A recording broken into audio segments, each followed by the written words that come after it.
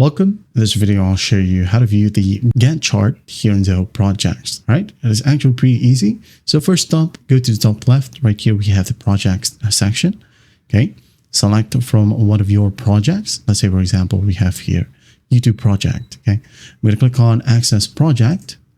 Now wait for it to load. And once it loads, under task, okay, make sure again, you're under task right here, or even from users, reports, faces right here, you have Gantt chart as well. So first up, under faces, Gantt chart, you have here to drop down at the top right. Here we have it.